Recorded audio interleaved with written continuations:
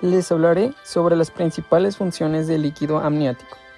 La primera es la de protección. La protección a cualquier traumatismo externo que sufra la madre sobre su abdomen. ¿Cómo lo va a hacer? El líquido amniótico va a permitir absorber cualquier tipo de trauma que sufra e impedir que éste llegue hacia el feto. La segunda función es la de amortiguar al cordón umbilical, amortiguarlo para que de esta manera no haya compresiones entre el feto y el útero materno. La tercera función que vamos a tener es la de propiedades antibacteriales, es decir, nos va a proporcionar un grado de protección contra cualquier tipo de infecciones. La cuarta es que nos provee de un reservorio de fluido, como lo vemos aquí, además de nutrientes especiales para el feto que va a necesitar para su desarrollo. Y la quinta y última es que proporciona tanto el espacio como el líquido y factores de crecimiento que van a permitir el desarrollo normal de pulmones, del sistema musculoesquelético y, por último, del sistema gastrointestinal del feto.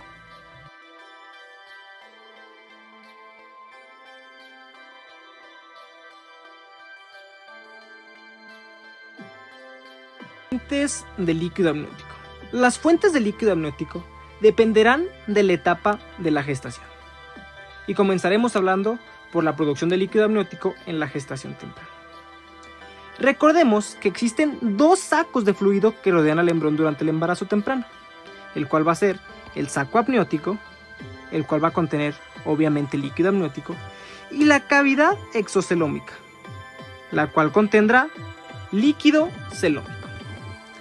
El líquido celómico se va a comenzar a desarrollar entre las membranas coriónica y amniótica, iniciando su producción alrededor de la 7ª semana de gestación, llegando a su volumen máximo a la 10ª semana y comenzando una disminución paulatina hasta su desaparición alrededor de la semana 12 y 14, con la fusión posterior de las membranas coriónica y amniótica. ¿Cuál es la composición del líquido celómico? El líquido celómico es similar al plasma materno y diferente en gran medida al líquido amniótico, sugiriendo que el plasma materno podría ser su fuente de producción. Otra teoría apunta que la fuente de líquido celómico podría ser una secreción de la glándula endometrial.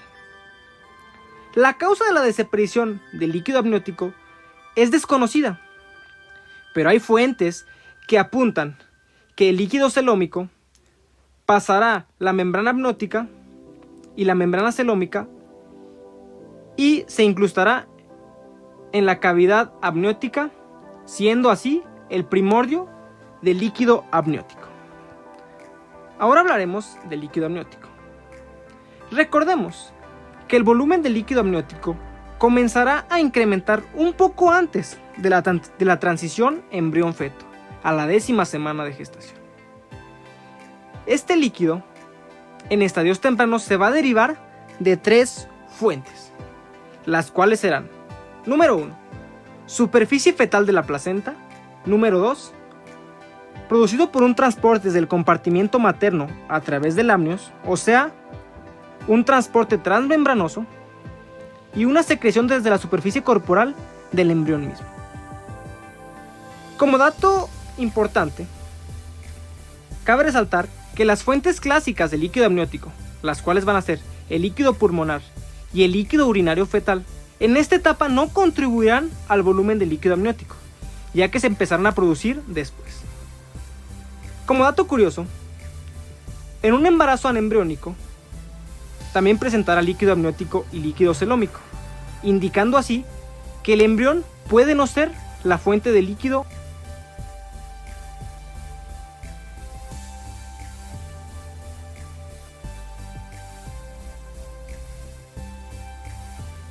Hemos llegado a la mitad de la gestación. Aquí, la orina fetal comienza a entrar en el saco amniótico y el feto, a su vez, comienza a deglutir el líquido amniótico al mismo tiempo con la transición de embrión a feto.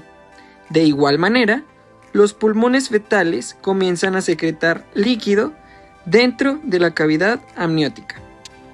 Gestación tardía. El desarrollo del feto humano es lo suficientemente grande ya cerca del término para permitir que por métodos no invasivos, como lo es el ultrasonido, podamos estimar los volúmenes de líquido amniótico. Por otro lado, hay dos fuentes principales de líquido cerca del término. Una es la orina fetal y la segunda es el líquido pulmonar fetal.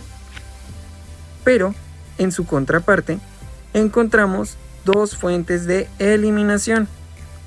La primera es la deglución fetal y la segunda es la vía intramembranosa, que ahorita se las especificaré aún mejor. La vía intramembranosa se refiere al agua y al intercambio de solutos que ocurre directamente entre el líquido amniótico, que está aquí señalado, y la sangre fetal, ese pequeño circuito. ¿Cómo ocurre esto? Esto ocurre a través de los vasos fetales pequeñísimos y microscópicos de la superficie fetal de la placenta y estarán en contacto con el líquido. Por otra parte, también hay pequeñas contribuciones de líquido a través del cordón umbilical, el cual estamos señalando, y de la misma piel fetal, hasta que en un determinado momento ese flujo transcutáneo a través de la piel va a cesar debido a una queratinización de la piel que ocurre de las 22 a las 25 semanas de gestación. Las acuaporinas, por otra parte, que son canales proteicos de agua de la membrana celular, en la membrana corioamniótica, en este caso, y placenta, pueden jugar un papel bastante importante para la absorción del líquido intramembranoso, el cual se los acabo de mencionar anteriormente. Las fuentes menores de producción y depuración del líquido amniótico van a incluir, primero, las de producción serían secreciones de la cavidad oral y secreciones de la cavidad, o más bien nasal, del feto. La vía transmembranosa se refiere al agua y al intercambio de solutos entre el líquido amniótico, que tenemos aquí, y la sangre materna, a través de la decidua y el miometro. En comparación, el flujo intramembranoso es intracompartimentos fetales, como se los había explicado anteriormente. Y el flujo transmembranoso tiene lugar entre compartimentos materno y fetal, como aquí está señalado. Tanto la vía transmembranosa como intramembranosa permiten un flujo de agua y solutos en direcciones opuestas en las dos vías. En cambio, las otras vías solo permiten un flujo pasivo en una sola dirección. La excreción de orina fetal diaria y la deglución fetal son los procesos mayormente descritos en cuanto a la producción y depuración del líquido amniótico. Definición de oligohidramias. Es la cantidad anormalmente disminuida de líquido amniótico. Un índice de líquido amniótico menor a 5 o bolsa de mayor contenido a 2 centímetros. En cuanto a la incidencia, se estima que complica del 1 al 2% de los embarazos.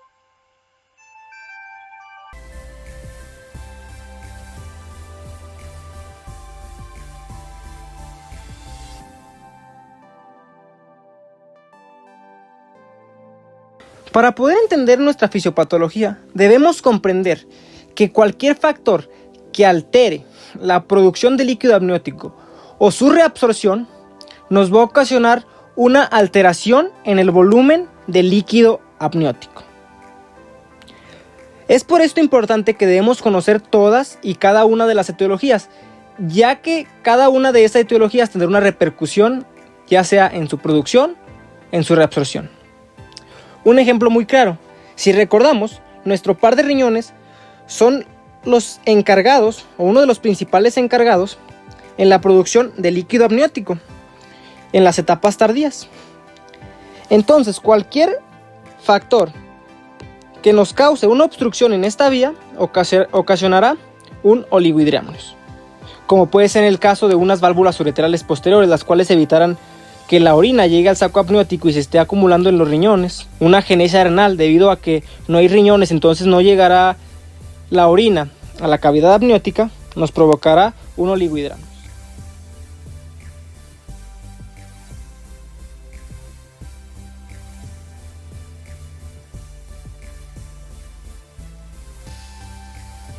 Las causas de esta enfermedad son variadas. Sin embargo, pueden dividirse en 3 grandes grupos, cada uno con sus enfermedades. Encontramos a las causas fetales, a las causas maternas y a las causas placentarias. Entre las causas fetales encontramos en primer lugar a la restricción del crecimiento fetal. Un producto que no está desarrollándose de manera adecuada no va a producir la cantidad indicada de líquido amniótico.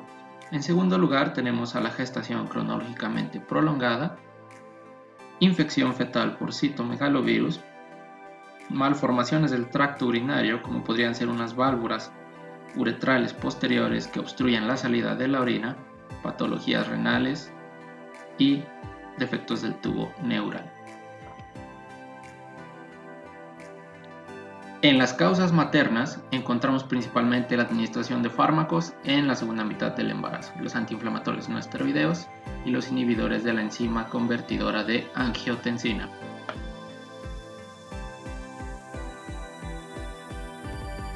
Por último, en las causas placentarias tenemos a la ruptura prematura de membranas.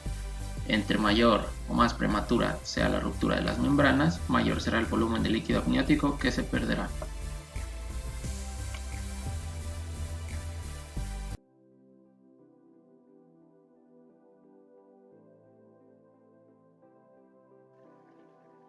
Nos podremos valer de 2 métodos ultrasonográficos para el diagnóstico de oligohidramnios.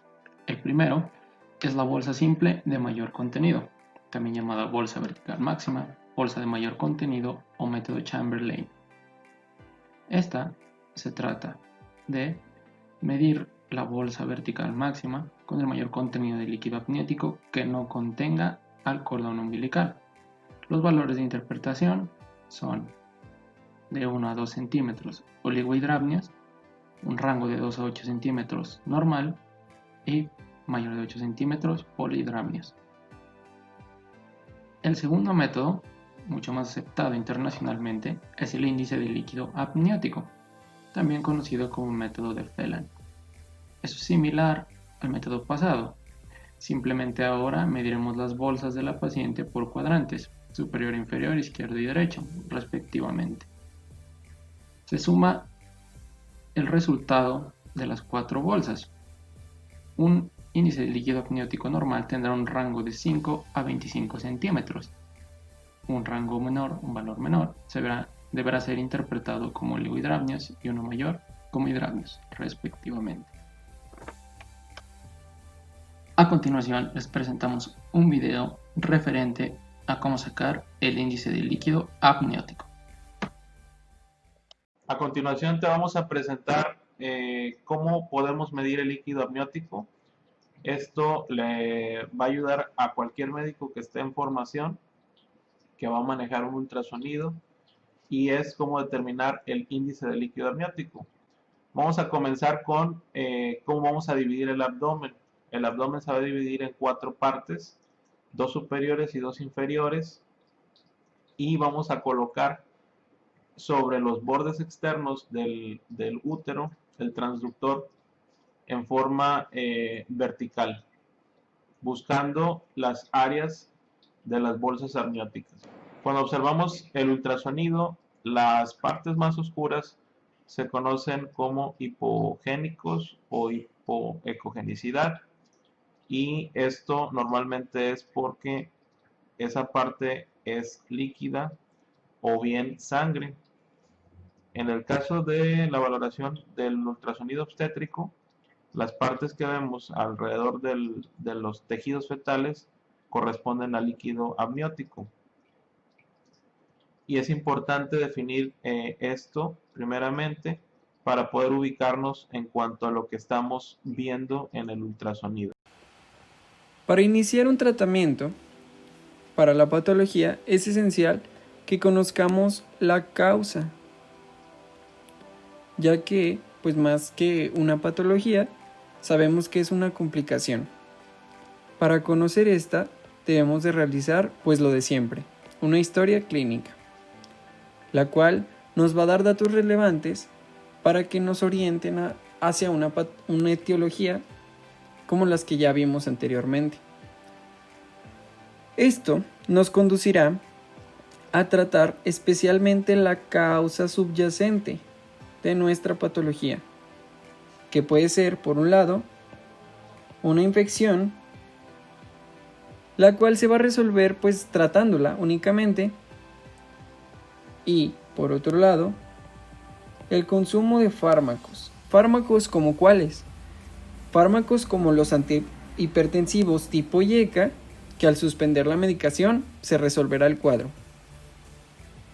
Sabemos de antemano que el mejor tratamiento para esta patología es la hidratación materna,